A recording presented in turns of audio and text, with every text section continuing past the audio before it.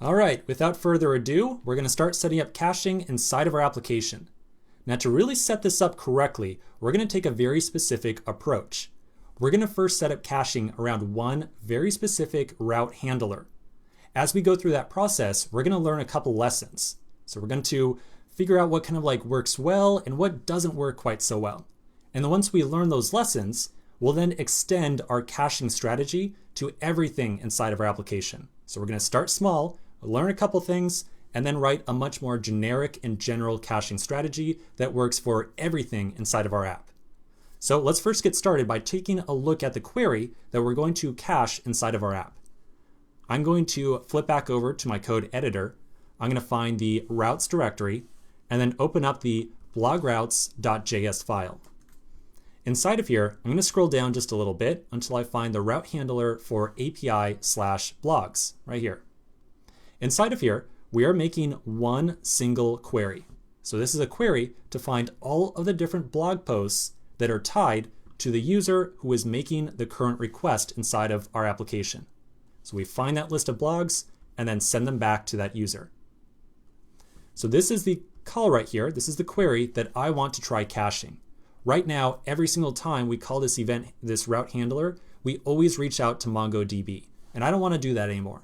I want to only have to reach out to MongoDB one time, and then after that, I want to figure out some way of serving up this data in a more clever fashion directly from Redis, just so we don't have to keep on hammering our Mongo server over and over again. Okay, so first thing to do is to figure out some data structure to use inside of Redis to somehow store this query along with its result. So let's take a look at a diagram where I'm going to propose one possible solution. I'm going to suggest that we first start off by trying to store simple key value pairs by using that set and get method that we looked at just a little bit ago. We're going to use a key of the query that we're making and then a value of the actual result of that query. Now, when I say the result of the query right here, understanding the value I think is a little bit more straightforward. The result of the query is the list of blogs. It's probably going to be like an array of objects where each object represents one individual blog post. Personally, I think that makes sense. However, the key here of query, that doesn't make so much sense. What does this mean? What am I saying that I'm going to store the query here? What is the query per se? So we're going to spend a little bit of time to think about exactly what we can use as a key to somehow cache data inside of here. So here's the overall rule that I want you to always follow when you think about what to use as the key for caching some data. We want to pick query keys, like these keys that get inserted in here, that are consistent but unique between query executions. In other words, if I have two completely different users who make a request to this route right here, they would definitely expect to get back two different lists of blog posts, right? So I want to make sure that those two users have unique but consistent keys to store data inside of our caching mechanism. User A should not sometimes get the data that was stored for user B, and likewise, user A should always get their data no matter how many times they end up calling this route handler right here. So to somehow think of a key that is consistent and unique between executions, we need to look at the query itself that we're making and try to identify some value inside of it that is consistent and unique. Okay, so let's look at our code editor again. And we're going to look at this query very carefully. So when you look at this, you'll notice that there's really only two variables inside of here that kind of customize how this query behaves. You might only see one, but in fact there really are two. So the first one that's kind of obvious that customizes how this query works is rec.user.id. This is the ID of the user who is trying to get a list of their blog posts. This variable right here is always going to be consistent between requests to this handler. For each user who calls this, they're always going to have the same ID. And it's also going to be, wait, did I say consistent? Unique. That's the second one. Unique. It's always going to be unique. So every single user who eventually gets this query ran, they're always going to have a unique user ID.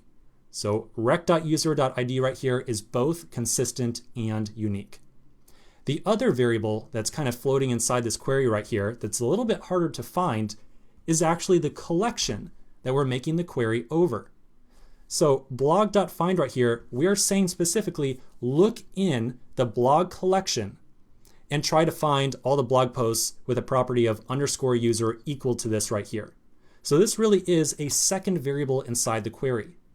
So if we were making, say, two separate queries inside of here, let's say we also had a collection of like tweets, like so, we could not only use rec.user.id as our caching variable or our caching key, because the same key or the same value is used over these two different queries.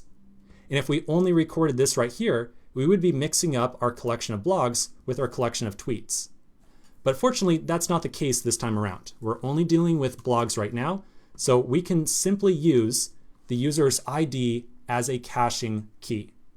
Now I know this still probably seems a little bit confusing, but trust me, as soon as we start to implement a lot of this blogs or this caching strategy stuff, this key stuff will be a little bit more obvious over time. All right, now one last thing, I just want to show you a quick diagram here to really hammer in the picture here.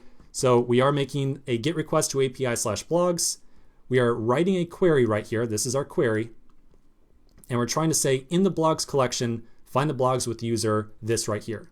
So again, the two variables that are floating around here is the fact that we're looking in blogs and the fact that we're looking in rec.userid. But for just this route handler right here, and remember, we're only trying to implement caching for exactly this one route handler right now, blogs is not really a variable that's going to change between requests to this thing. We're always looking in blogs. So we don't really need to somehow encode that into our key. We only need to worry about rec.userid.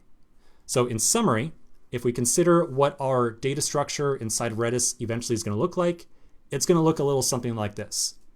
We're going to have a set of keys that are user IDs.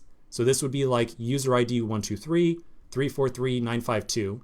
And then the values are the list of blogs that that user has created. Okay, so this is going to be our first approach at implementing caching. This is going to be the first data structure that we try to use. Now this is, we're going to run into an issue or two, but that's part of the learning process. I just want to mention that very quickly.